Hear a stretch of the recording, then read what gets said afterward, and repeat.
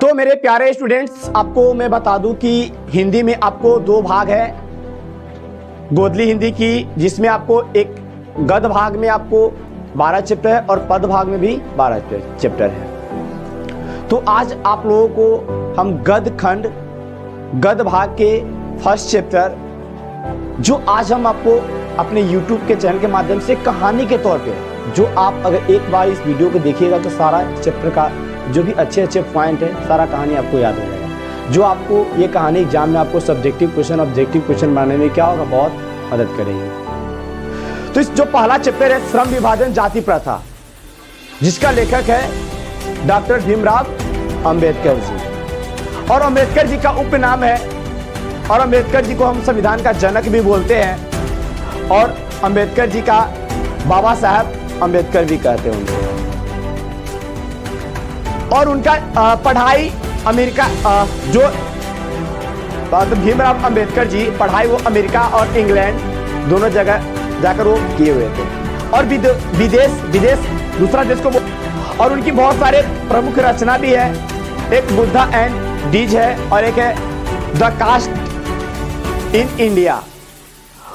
और श्रम विभाजन जाति प्रथा से आपको रिलेटेड बहुत सारी बात आज क्या है आपको देखने को मिलेगा।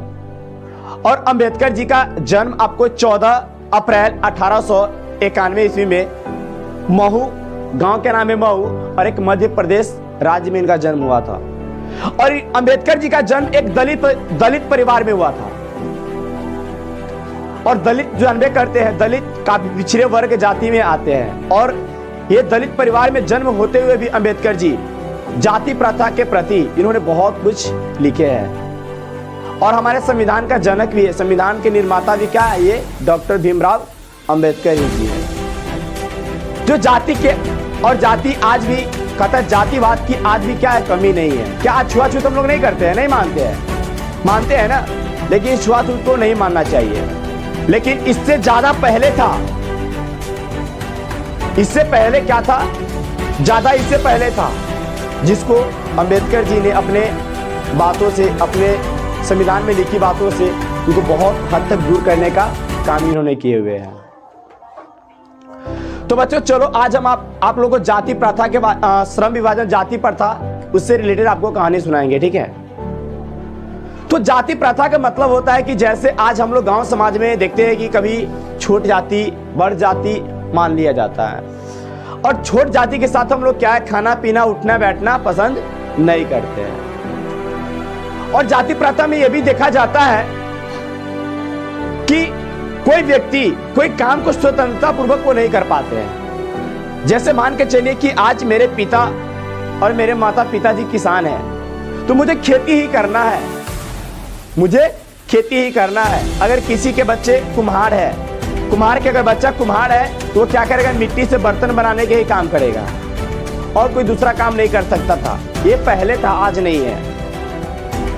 श्रम विभाजन एक तरह से क्या है, जाति प्रथा भी है। और आज देखिए छुआछूत, आप किसी के साथ उठ सकते हैं, नहीं बैठ सकते, नहीं खा सकते, ना अच्छा से आप बोल सकते हैं, लेकिन बहुत हद तक क्या हुआ, आज कम हुआ है कि नहीं हुआ है। पहले तो आदमी भोज खाने के लिए कहते हैं फलना जाति होने बैठी, इन्हें बैठती छुआ जाते हैं, उसको अलग बैठाया जाता था, उसका पत्ता कोई उठाने नहीं जाता था, उसको पत्ता खुद उठाकर बिकना पड़ता था। लेकिन आज आपके आमने सामने आपके थाली में बैठकर खाया जाता है। तो बहुत हद तक क्या है, जाति प्रथा कमी हुई है। लेकिन यही बात नहीं है, अंबेडकर जी इस विडंबना की बात कहते हैं कि आज जाति प्रथा बहुत क्षेत्र में एक बेरोजगारी, भूखमरी, गरीबी, इस सब का रूप ले चुका हुआ है। कैसे, तो आज आपको हम एक एक लाइन आपको समझाएंगे।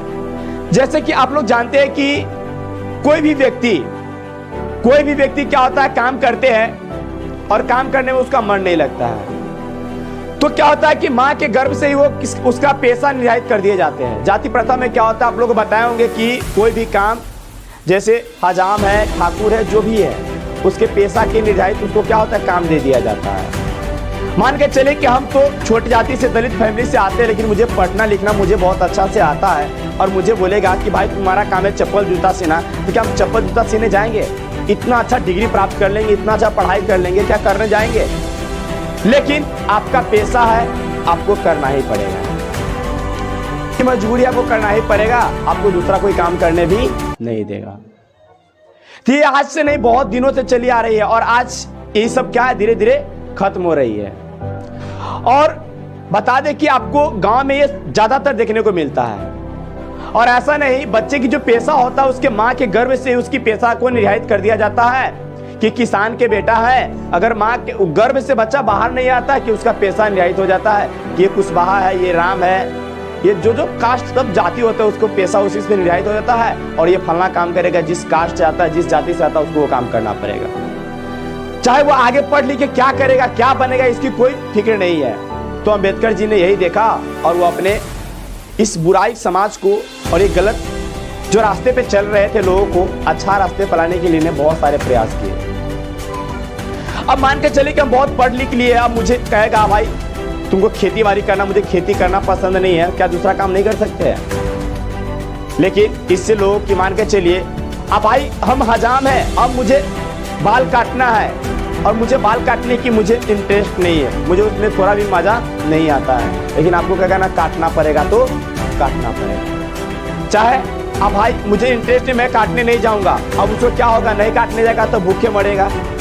तो ऐसा नहीं होना चाहिए भाई। उसको जहां इंटरेस्ट है, जिस चीज में इंटरेस्ट है, उसको उस चीज का क्या होना चाहिए, खाना पीना के लिए, उसे कमाने के लिए उसको आजादी मिलनी चाहिए। ठीक है। उसके बाद देखिए, तो आपको मैं बता दूं कि जाति प्रथा इस श्रम विभाजन का दूसरा रूप है, ताकि जिस फैमिली में, जिस घराने में आपका जन्म हो जाता है उसके अनुसार आपको क्या होता है, काम करना होता है। नहीं कीजिए तो भूखे मरिए मंजूर है, लेकिन आपको करना है तो क्या है, वही काम करना होगा। लेकिन ऐसा नहीं होना चाहिए। चलिए तो आगे आपको बता दे कि आज मां के गर्भ से आप लोगों को पता है कि पेशा निर्धारित हो गया। अब मुझे उस काम में इंटरेस्ट नहीं है, फिर भी वही काम करने के लिए मुझे बार बार क्या होगा, प्रताड़ित किया जाता है, मजबूर किया जाता है कि आपको करना पड़ेगा, लेकिन हम करेंगे नहीं। देखिए अंबेडकर जी ने इस बुराई को दूर करने के लिए बहुत सारे अच्छे काम किए। आज स्कूल में हम लोग पढ़ने जाते हैं, जहाँ पे वहाँ पे क्या होता है कि आपको देखिएगा जो दलित फैमिली के बच्चे होते हैं उसके साथ हम बैठना पसंद नहीं करते हैं। तो आज क्या है, हमारे स्कूलों में देखिएगा तो अच्छे अच्छे बच्चे आज एक साथ बैठकर पढ़ रहे, लिख रहे हैं, पढ़ रहे हैं कि नहीं। और आज स्कूल में आप लोग जानते हैं कि सर की ड्रेस सबका सेम होता है। क्यों? ताकि आप धनिक मनिक व्यक्ति है, मान के चलिए आपके माता पिता के पास अच्छे पैसे होंगे और अच्छा होगा तो आप अच्छा अच्छा ड्रेस पहन के, अच्छा अच्छा निमन ड्रेस पहन के क्या होइएगा, आप लोग वहां पे जाइएगा। अब जाइएगा तो दूसरा जो गरीब फैमिली का बच्चा होगा उसको क्या होगा, सोचेगा क्या मेरा जिंदगी है, क्या मेरा जिंदगी, मेरे माँ बाप क्या करते हैं कि हम एकदम फटा पुराना कपड़ा पहने हुए हैं और इतना सुंदर वो पहना हुआ है। क्या वो बच्चे को पढ़ने में मन लगेगा? वो भी उस समय वो क्या उसके दिल में भावना आएगा कि मैं नीच जाती हूँ, मैं छोट जाती हूँ और मैं गरीब हूँ, मैं एक दलित हूँ, इसीलिए मेरे पास ये सब नहीं है। इसीलिए आज स्कूल में सभी का पोशाक एक जैसा बनाया गया है, ताकि वहाँ स्कूल में जाने के बाद कोई भी बच्चे को या कोई व्यक्ति को ये नहीं लगे कि ये ऊंच है और नीच है, सबका पोशाक एक जैसा होता है। क्या वहाँ पे गरीब और अमीर की पहचान होती है? लेकिन हम लोग कोई पार्टी फंक्शन में जाते हैं तो वहाँ देखते हैं ना, गरीबों और अमीरों की पहचान होती है। जो अमीर होते हैं अच्छे अच्छे कपड़े पहन के आते हैं, चार चक्का से आते हैं। क्या आज जो अमीर व्यक्ति है वो तो क्या करते, खाते आधा थाली फेंक देते, लेकिन कोई जो भूखे व्यक्ति, जो दलित परिवार के जो लोग जो गरीब में अपना जीवन व्यतीत करते हैं, वो क्या है, किसी के जूठा उठाकर अपना पेट पालने का काम करती है। आज जाति प्रथा एक हानिकारक प्रथा भी है।